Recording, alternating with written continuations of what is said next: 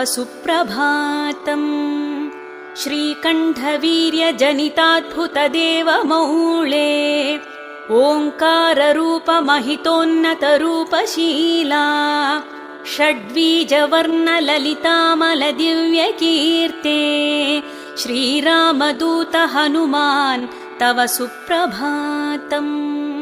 क्रोडाश्ववानरमृगेन्द्रखगेन्द्रकण्ठा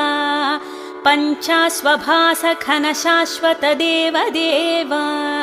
पिङ्गाक्षवीणकृपामृतवारिराशे श्रीरामदूत हनुमान् तव सुप्रभातम् रक्तपिशाच भयभूतमहार्तिनाशा विद्यायुरैश्वर्यबलारिशयप्रदाता प्रत्यक्षदेव नरकामितपारिजाता श्रीराम